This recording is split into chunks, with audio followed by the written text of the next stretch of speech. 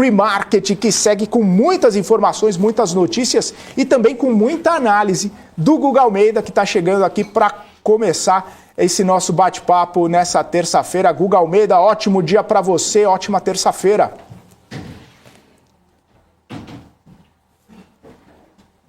Ô Guga, desmuta o mic aí, por favor, senão não consigo te ouvir, rapaz. Bom dia. Agora sim. Bom dia, pessoal. Boa. Bom dia a todos. Uma ótima terça-feira para nós. Ótima terça-feira. Ô Guga, vamos começar falando, né? A gente trouxe aqui no comecinho do nosso pre-market aquela questão lá do Lira falando que a Petrobras, não se esqueça, a empresa é dos acionistas, a empresa é do povo, e a gente fica sempre nessa expectativa de saber o que vai acontecer com a Petrobras, né? Sempre que existe alguma questão, sempre que existe algum comentário sobre política de preços, algum comentário sobre gasolina cara, gasolina barata, paridade com preço internacional, a gente vê alguma movimentação. A própria empresa lá nos Estados Unidos acabou caindo mais de 1% no fim do pregão de ontem. E a gente fica nessa expectativa, né? Será que a gente vai ter mais alguma sinalização? Será que a gente vai ter mais alguma interferência? O que será que vai acontecer com a Petrobras, né, Guga? Boa, Felipe. Vamos lá, né? Os analistas fundamentalistas, todos eles comentam que Petrobras, querendo ou não, está descontada, né? Está barata. Se nós formos olhar, a gente ainda não atingiu aqueles patamares de preços de 2008. Não é 18, é 8, tá? Onde a Petrobras fez as máximas históricas. Me parece que em preço, em contexto aqui, se a gente for olhar para petróleo, todo esse movimento que a gente vê de investidores estrangeiros olhando para essa questão do ciclo de commodity e tudo mais, existe sim uma possibilidade de Petrobras destravar preço e ter um bom rally de alta. Nós vamos olhar o gráfico algo mais. Né? Mas a gente precisa entender também aonde, caso apareça, né, um bêbado na contramão, eu falo que é um bêbado na contramão, eu sou um cara que ainda chama Vale de Vale do Rio Doce e vou ter muita dificuldade de chamar de Via Varejo de Via, né, porque são muitos anos, né, falando a mesma coisa. Vale mudou o nome em 2008, eu continuo falando ainda Vale do Rio Doce, como eu vejo muitos outros analistas antigos também tendo esse mesmo problema, né? Então, vamos olhar aqui o que pode acontecer com Petrobras, o que nós podemos esperar, né, Felipe? Com todas essas colocações, o que nós podemos de fato esperar com o comportamento do ativo?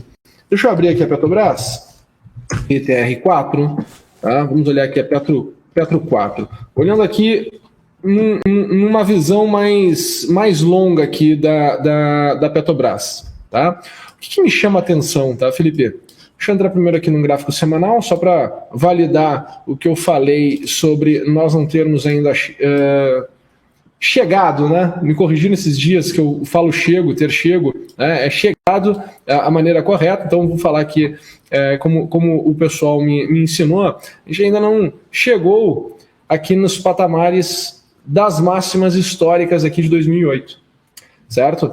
Então, se nós olharmos, Felipe, quando o Petrobras volta para este patamar de preço, que foi uma única vez só que voltou, tá? Que foi 2010, mas se nós olharmos para depois, né, nós voltamos aqui em 2019, certo? Nota como ganha volatilidade nesses patamares de preço. Tá? O que é o ganha volatilidade? O preço ele oscila mais nestes patamares de preço do que ele vinha oscilando nos patamares de preço mais abaixo, né? Numa cotação mais reduzida. Tivemos aqui toda a movimentação em função do Covid, volta a subir. Aqui nós temos todo esse imbróglio político em cima de Petrobras de novo, mas nota, Felipe, que a gente já está aqui, né, trabalhando dentro desse imbróglio muito próximo das máximas. Isso aqui tende a me trazer, depois de ter lido tudo o que aconteceu aqui para trás, obviamente, uma sensação de que tudo está se preparando para haver um rompimento deste nível de preço. Tá? E aí dentro disso, Felipe, existe um ciclo muito grande que dá para nós projetarmos, aí são patamares de preço bem elevados, tá? Que eu acho que vale a pena esse exercício em um segundo momento, mas a gente tem aqui este movimento menor, este movimento mais dentro do o que aconteceu neste ano de 2021. Tá? Então, quando a gente olha para esse ano de 2021, o nosso ciclo ele está aqui, ó, Ele está aqui, está bem aqui. Se tu for parar para pensar e tirar um pouquinho aqui do efeito político que nós tivemos aqui no início do ano, que fez essa movimentação mais intensa, tu vai notar que o preço está trabalhando neste patamar aqui, entre os 20... Deixa eu pegar aqui a minha régua para olhar, ó. Entre os 24 e os 28 reais, já praticamente o ano todo. Nós tivemos só esse período, sim, né, que foi em função de efeito político, que jogou o preço lá para baixo, mas depois voltou rapidamente. Tá? Então a gente está trabalhando aqui dentro desse contexto. O que eu enxergo de projeção para alta? Certo, Felipe? O que eu enxergo de projeção para alta? Bom, o que eu enxergo dentro desse ciclo de alta é esse movimento onde Petrobras ele ganha volatilidade aqui nos níveis de 90%. Tá? Ou seja, nós temos uma primeira resistência, quando a gente analisa dessa maneira, uma primeira resistência que vai acontecer aqui em R$ 30,45. Tá? R$ 30,40. Superando esse nível de preço, entra num processo de expansão. A gente vai ver coisas, né, provavelmente com novas evidências e coisas que estimulem, né, a gente ter mais confiança em investir na Petrobras. E aí o próximo patamar seria ir buscar R$ 35,50. Superando esse nível de preço, nós teríamos lá os R$ 40, né, os R$ 39,45. E depois, quem sabe, a região que eu gosto bastante de pensar que existe a possibilidade de ir para lá, num novo rally, até com toda essa movimentação que nós estamos no petróleo, enxergando aí, quem sabe, para 2022, ao longo de 2022, 2023, podendo chegar até mesmo a 45,50. Tá? Eu não descarto em nada essas possibilidades, essas movimentações aqui futuras, quem sabe, para a Petrobras. Claro, o que desconta a Petrobras, né? O que desconta a Petrobras são esses riscos que a gente vem vendo, que são as narrativas que estão alinhadas com temas políticos. Maravilha. Ô Guga, só para a gente atualizar aqui, eu estava dando uma olhada, no pré-market lá nos Estados Unidos já está caindo mais de 1%, tá? A Petrobras nesse aguardo aí para saber o que o general Silvio Luna vai falar sobre a questão dos combustíveis, sobre a questão das termoelétricas e também alguma resposta ali ao presidente da Câmara, Arthur Lira. Mas, ô Guga, nessa perspectiva aí... Eu mostrei o cenário positivo, tá? Mas, por exemplo, deixa eu voltar aqui para a tela, eu te mostro o cenário da onde eu imagino que possa acontecer as correções, tá? Porque eu acho que o olhar maior do investidor faz sentido tu olhar para esse lado, tá? O olhar negativo na Petrobras, claro que existe, tá? O meu olhar negativo, ele está aqui, ó. Nós temos a primeira etapa de correção, estamos na segunda movimentação de correção, tá? E se por acaso as coisas se deteriorarem, se por acaso ficarem, né, o mercado ali começar a ficar um pouco mais azedo, o que eu estou enxergando que nós temos de possibilidade de vir? Voltar aqui, ó, para 22,20, tá? Então seria voltar para cá, ó. Esse seria o nível de preço que eu imagino que Petrobras poderia voltar aqui no pior cenário. Só que nota que interessante também o que nós tivemos aqui. Tu falou que está caindo 1,3, correto? 1,3 agora tu comentaste, né? Está caindo mais de 1%, 1,07. Não, tudo bem. Olha só que interessante. Ó. Esses últimos 3 dias, se nós formos olhar, tá? Esses últimos 3 dias aqui em Petrobras, ela teve da mínima para a máxima uma valorização de 10%. Então, uma queda de 1,7, alguma coisa, vai estar aqui ainda dentro desse ambiente dos 3 dias.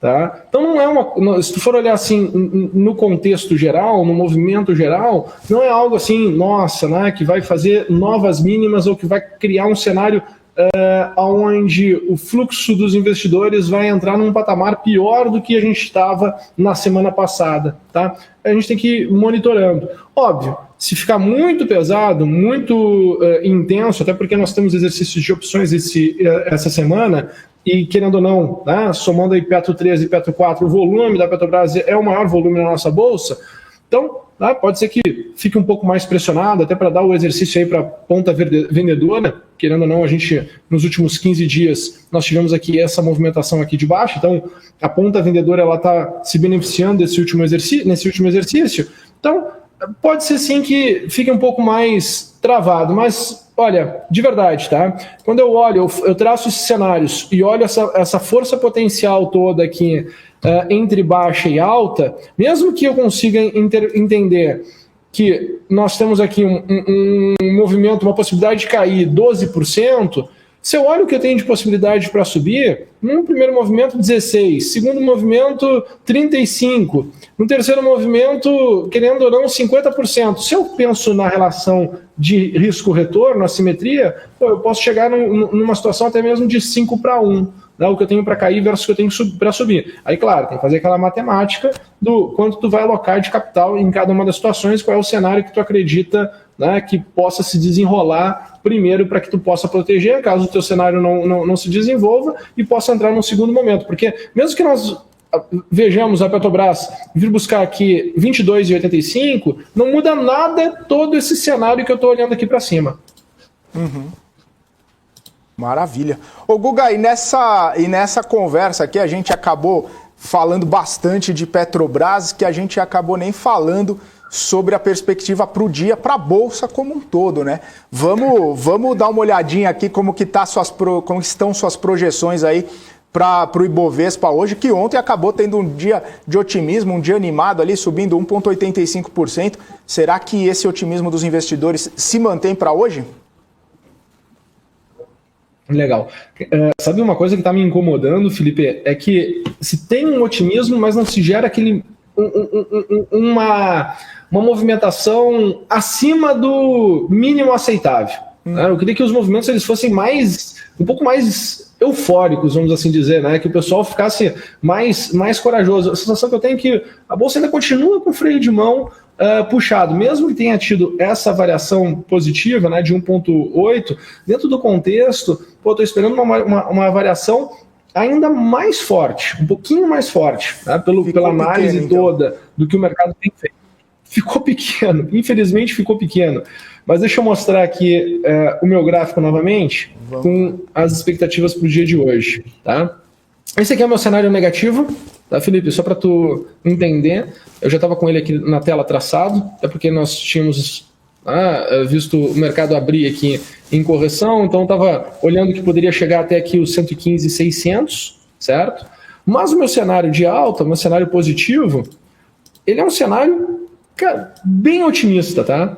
Eu gosto do fato do mercado ter feito essa segunda etapa aqui de baixa, na direção da tendência principal que nós estávamos tendo anteriormente, e gosto mais ainda, Felipe, dessa resposta intensa aqui, onde traz a nossa bolsa para o índice futuro já está no 0 a 0, e as minhas expectativas é que, poxa, a gente vai ver a bolsa buscar os 120 mil pontos no índice futuro, lá os 120.500 pontos. Quando a gente olha para agora, né, nós estamos aqui na região exatamente dos 116.700 pontos. Então eu estou com uma expectativa, anota bem, né? Estou com uma expectativa de que a gente possa ter um movimento direcional mais intenso. Hoje é terça-feira, sexta-feira é exercício de opções. Então quando tu vai encaixando esses cenários com um contexto, faz todo sentido sim, se tivermos uma inversão aí, principalmente por causa do exercício de opções, né, do mercado pegar uma tendência e quem sabe ter aí uma valorização bem legal. Isso traria um otimismo, isso traria uma situação um pouco mais confortável para os investidores que estão buscando esse ponto de compra, né? E aí, quem sabe, a gente pode sim ver o mercado andar mais e mais. Então, estou aí na expectativa, Felipe, que a gente tenha um dia mais forte, mais intenso, e querendo ou não, as minhas projeções elas são mais longas, mesmo que eu esteja falando aqui de curto prazo, elas são mais longas. Isso faz com que eu tenha que ajustar o risco da minha carteira no tamanho da posição. Isso é muito importante, Felipe. É uma matemática simples de ser feita, uma continha simples de ser feita por parte dos investidores, mas exige com que os investidores eles saibam exatamente quanto eles estão buscando de rentabilidade na sua carteira. Senão fica aquilo do tudo pode, e aí de fato é difícil, né, navegar os mares aí da Bolsa de Valores. O cara tem que saber quanto ele quer percorrer para saber quanto ele tem que levar de combustível. Maravilha, sensacional, hein? Tem que saber quanto quer percorrer para saber quanto levar de combustível. Muito bom, Guga. Valeu, então. A gente se encontra amanhã novamente aqui no BMC Pre-Market. Uma ótima terça-feira, bons negócios e vamos que vamos. Vamos ver o que vai acontecer com a Bolsa hoje.